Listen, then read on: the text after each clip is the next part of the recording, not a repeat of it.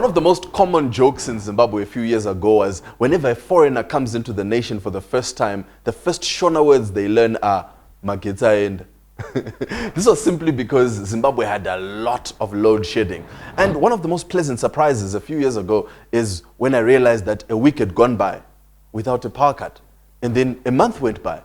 And then I realized load shedding was a thing of the past. Well, today we are joined in studio by the Zimbabwe Electricity Transmission and Distribution Company. And we would like to talk about the electricity supply situation in Zimbabwe. I thought there was nothing really to talk about because fire. But then when we put it out to our viewers, a lot of them had questions and concerns. So we invited the Managing Director of the Zimbabwe Electricity Transmission and Distribution Company, Engineer Julian Chinembiri. Sir, welcome to Economic Forum. Thank you, Napoleon. Good evening, viewers. Zetdc has really taken strides that we should all see and compliment in terms of making electricity supply consistent and something that every Zimbabwean hopefully is able to access.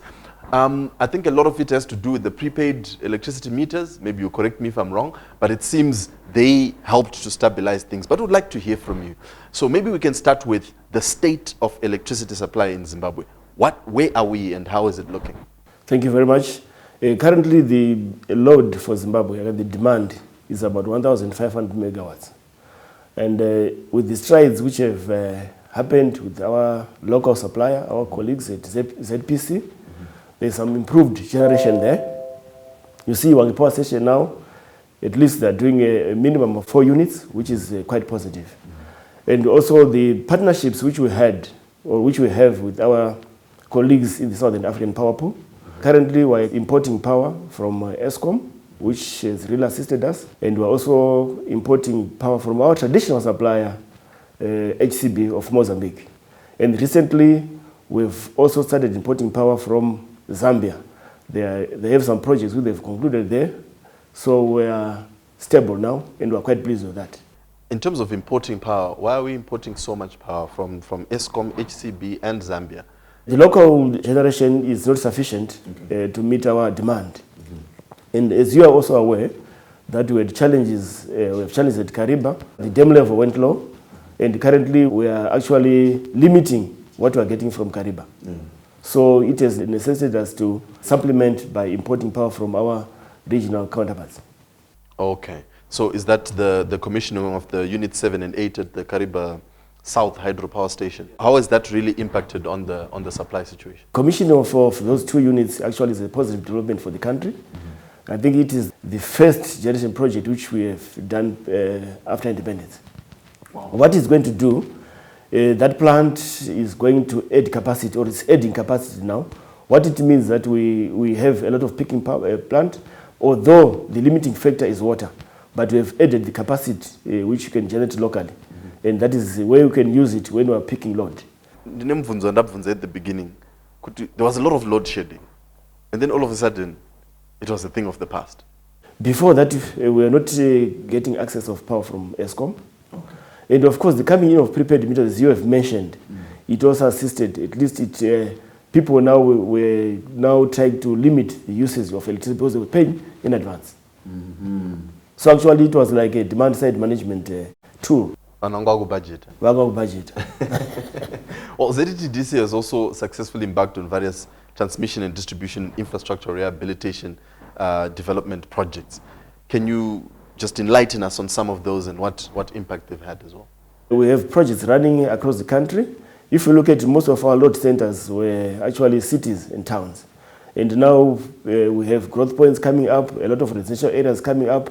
So now we need to give them power. So what we did, we have embarked on projects like Senga in Gweru, and then we also have various projects here in Harare which we have embarked on, in Epworth. We have also gone to Aerodrome in Bulawayo, and we're also working on Country Park in Bulawayo, and we're also looking at Chiwaridzo area in Bindura. So here we are following load centers, and Dama Falls here in Harare. So we are seeing residential areas coming up everywhere. So we need to follow them. So that is what we are doing. In rehabilitation, if you rehabilitate our network, the advantage is that we are trying to improve reliability of power. That's why you see, at least we are trying, it's a way of trying to reduce faults. Because as you are aware that most of our equipment is old, so we need to rehabilitate so that at least we can add more life to our network. You mentioned an issue earlier there around newly built suburbs. And that is one of the biggest questions we got from our viewers around being connected to the national grid.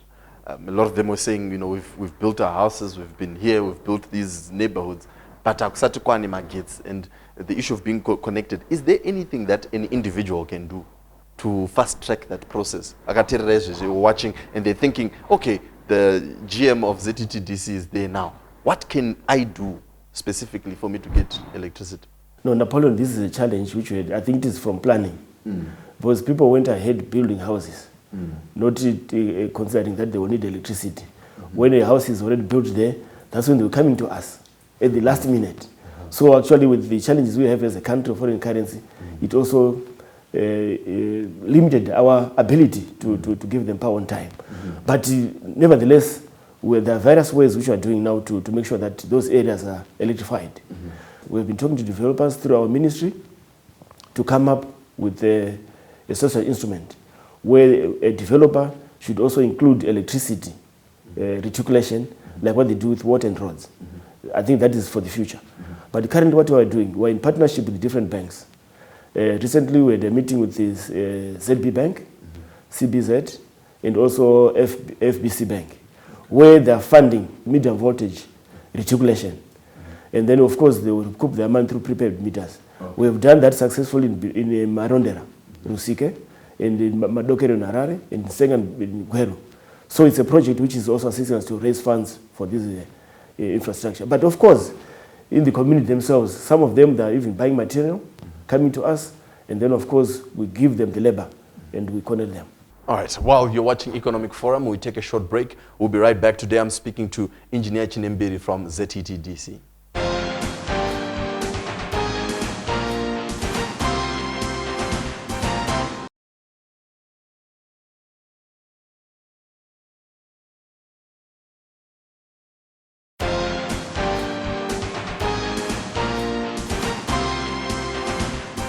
Welcome back to Economic Forum. If you just joined us today, we're discussing electricity supply in Zimbabwe. And I'm joined in the studio by the Managing Director of the Zimbabwe Electricity Transmission and Distribution Company, Zetdc, Engineer Julian Chinembiri. So today, as we've been discussing and talking about the supply of electricity, I want us to hone down on the actual household. There's the prepaid meters, prepaid electricity meters. How far are you in terms of rolling them out to the rest of the country, since you've already mentioned that they were a plus to the supply side situation? Currently, we have installed from our phase one more than 500,000 prepaid meters. That is from phase one, which we have concluded.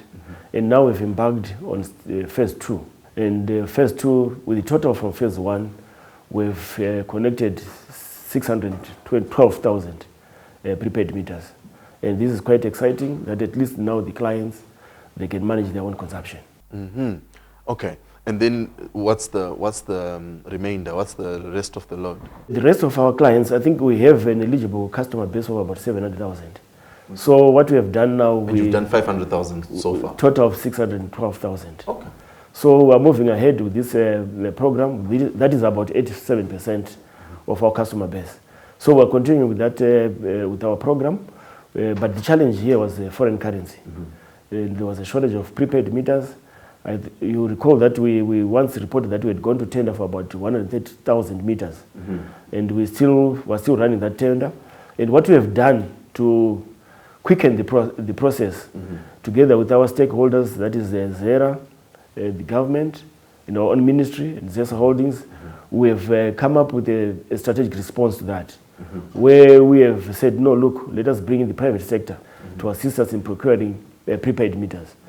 So as we speak, we have what we call customer supplied meter scheme. And what it entails is that the client himself buys this meter, and ourselves we do the installation, and the registration of the meter and the installation. So through ZERA, we have about 17 licensed agents who supply meters in this country. Of course, ourselves we are not stopping. We will also continue to buy meters, because at the end of the day, it is our obligation to make sure that we buy these meters, because that is our cash register. So if a consumer buys their own meter, what then happens? Do they then get the money back? How does it work? Definitely, we reimburse the particular client with the units standard of electricity or something. Yes, but that will be the price will be a standard sensor price of a meter, and then we will reimburse actually over a certain period, so you get a few months to amortize that. Okay, that sounds great. I'm sure a lot of our viewers wouldn't mind because tengera meter yake and then magetsi and then also isiro magetsi anoenderana neprice yemeter. In terms of my faults, that's another issue that came up very strongly. Nyayema faults and response time to faults. Yeah, I would want to say that our response time to faults is good. We need to improve on that. But nevertheless, if you see that most of the faults which take 3 to 4 months, those are due to transformer failures or conductor being stolen. Our network has been affected by vandalism. So you'll see that in the production of these transformers, we have one local supplier here, and of course we also need foreign currency to import these transformers. So everything will come to a foreign currency issue. But the issue is that, for example, I can give an example for Harare. For 2017, we lost about 282 transformers at a cost of 5.6 million, which is quite a lot.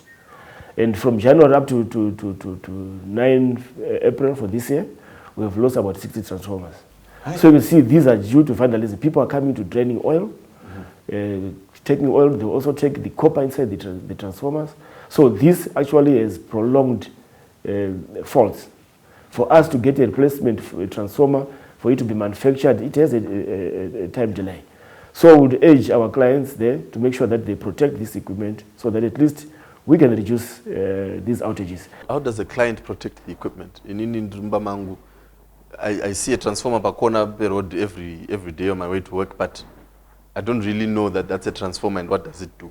In some areas, in some communities, people have come up with groups which patrol during the night. And of course, neighborhood watch. And ourselves, actually, we are not stopping there. We have deployed static guards in primary substations. And we're also installing what we call anti-intrusion devices in primary substations. So that at least we can detect these criminals. And what I wanted to say is the rainy season itself, it has brought a lot of faults again. That is due to lightning and of course water seeping in our cables, and of course with the trees falling on our power lines. But if we move around in Harare, we have some areas where our employees are not giving access to go and cut those trees. So clients themselves, they don't want us to to trim the trees. So at the end of the day, they're causing a lot of faults. And of course, we have a serious shortage of space as well, although bit by bit, we're going ahead with the procuring space through the foreign currency allocations which are getting. Let's talk about the foreign currency situation. How are you dealing with that? Because, for example, in importing spares, like you're saying, are you getting enough allocated and are you getting it on time? We still have challenges there, but what I can say is that I would like to thank our Reserve Bank. They've been supportive of when it comes to foreign currency allocation for our imports and spares. And we've been also working closely with them and, of course, our partner ministry. So, and even some of our exporting customers have been assisting us in foreign currency. So, although it is not enough, but at least we are getting something to make sure that we continue to supply electricity. Well, keep watching Economic Forum. We'll be right back after this short break in the third and final segment as we're discussing the electricity supply situation in Zimbabwe. In studio, I'm joined by Engineer Chinembiri, who is the Managing Director at Zetdc. Stay tuned.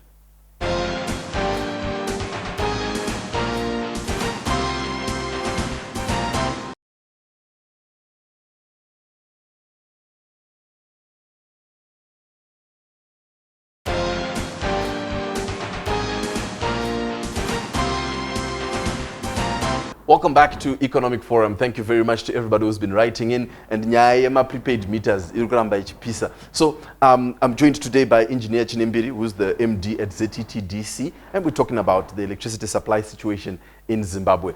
Now, coming back to the issue of prepaid meters, I know you've engaged some independent installers to assist in the process of installing prepaid meters. Can you enlighten us a little bit around that? As you are aware that our target from Zimaset was supposed to connect about 800,000 prepaid meters by year end. So to quicken that pace, our pace, we have actually recruited, or actually we have gone to tender and recruited about 5 companies to assist us to install these meters, because we are foreseeing an influx of prepaid meters, looking at the strategy which we have now of customer prepaid meter scheme. So we're expecting that we are going to see a lot of prepaid meters coming, and of course from what we're also buying.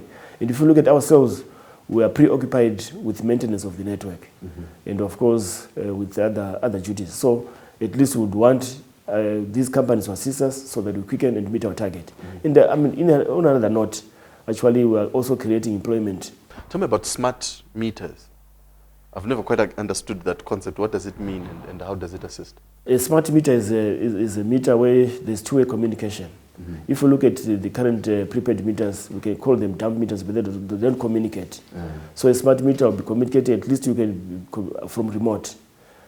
So that is why it is called smart, and you can also use it. It has a lot of functions, and you can also use it for load shedding yourself. If you want to switch off something in your house, whether at work, you can do that. But ourselves, like I can be controlling it on my phone, Rugubas. That's correct. Oh, that's fantastic. But ourselves were looking at the cost of that. So we said, no, look, I think it will serve purpose if we use it on our large power users. That is those ones. Well, we take about more than 100 amps. Manufacturers, and industry, and of course some medium commercial businesses as well. So we were starting off with a pilot project. We've gone to tender, and at the moment we're going to start with about 2,445 meters. And then if it is successful, then the intention is to roll out to about 40,000 clients. So I think that is, we're looking at the third quarter of this year to make sure that we see this project running. Fantastic. A lot of parastatals are struggling right now to serve their mandate because of defaulting customers. Whether it's rates, whether it's magetsi, whether it's the services that they're being given. What is ZESA doing, like Zetdc doing? Because I saw you said to your defaulting customers will cut you off if you don't pay your debts. Is that correct? And how do you see this playing out? No, ordinarily people should pay their bills. We were owed more than $1 billion by our clients. $1 billion. $1 billion. But there's positive that the installation of prepaid meters. So for the domestic clients who owe us money, actually we're deducting about 50% from each payment or each purchase they do of electricity. So to date, I think from the prepayment meters we have collected on a monthly basis, we're collecting about $4 million from prepaid meters, and going towards debt. Removing that debt. The debt, yeah. And of course, the greatest challenge we are facing it is the local authorities. The local authorities, they use a lot of power, and actually they are our highest debtor. Actually, they have the pumping stations, water pumping stations, sewer systems, all those were not supposed to disconnect them because of the impact of disconnecting water in the city. But themselves, they are not coming forward to pay. And then we also have the farming community. But all the farming communities, recently we've introduced the stop order facilities, where actually they fill the stop order form, and then they pay when they harvest. And then of course, we gave them a chance to come up with payment plans. And of course, those ones who don't want to stop order or payment plan, then they should be current. So definitely if one is not on those 3 schemes, it shows that he doesn't want to pay. So definitely we need to withdraw the services. And also industry. But how does it work though with the local authority? If they're not on any of those schemes, they've really shown that they're not interested, whether it's mismanagement on their part. But how do you then withdraw service? Yeah, actually, that is a challenge which we've also discussed with our own parent ministry, so that they can engage the Ministry of Local Government to assist us, so that at least the local authorities should see the importance of paying bills, so that we continuously give them a reliable power supply. So we have engagements there which are going on at ministerial level. So we hope people realize they need to pay. I think next time we'll bring a list of the local authorities so that as they are talking to consumers and saying imimi bhadharai mari yetsenyu toratidza kuti ivo havasi kubhadharawo futi mari dzavo kuzese, so that they can also fix their situation while we fix our situation. But appreciate that update. Oh, by the way, congratulations on the award that you received recently. I just thought about it as I was talking about, the fact that Zetdc came up with a solution to cover the debt, which was take a prepaid meter. As you buy magetsi, we'll be deducting a fraction of that going towards your debt. So now every month I'm not thinking every time I pay for electricity, there's a portion that's deducted. I think that's smart thinking, and that's something that other service providers should also think about, such solutions. So congratulations on the MegaFest Award for being the best parastatal nationally. Congratulations for that. Thank you very much. Actually, it was due to this project, prepayment metering project. Oh, is that so? We have actually done a lot to bring convenience to our clients. That's fantastic. And of course, it has changed how people use the electricity. And of course, like what we mentioned before, load shedding. Yes. We last load shedded, that was in 2015. So I think that was very good for the country, and that's why we had this appreciation. And of course, we had a number of projects which are doing in this difficult environment, capital projects which are running. So thank you very much. Let's talk about something that is a bit of a cancer in Zimbabwe, and some of our viewers also brought it up as a concern: issue of corruption. People taking bribes for certain things. Maybe I need prepaid meter, or maybe I need magetsi connected to my house.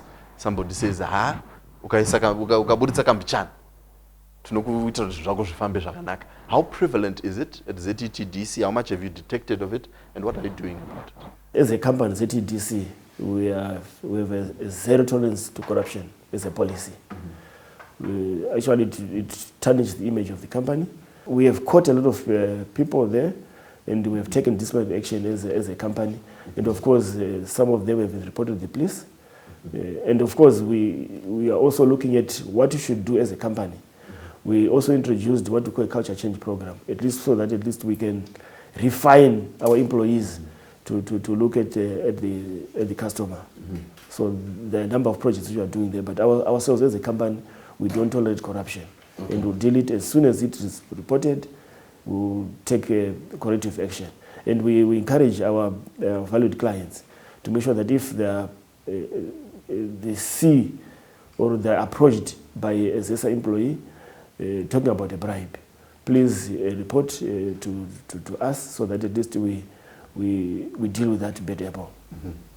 I guess it's an issue of culture change, like you said, and willingness, just some political will on the part of consumers and your employees. So finally, just as we wrap up, what can you say is in store for your customers and consumers looking into 2018 and beyond? This year we're looking at to improve our interaction with our clients. So we've gone to tender for a contact center. We're now a proper contact center where our clients now be phoning there, and all their issues, whether it is a bill, whether it's faults, will be reported to. We hope this is to improve the communication with our clients. And of course, with this program, which we have embarked on, the culture change program, we expect better things from Zetdc employees towards our clients. Fantastic. Thank you very much for coming through to the studio today and enlightening us on the workings that are happening in terms of the supply of electricity in Zimbabwe.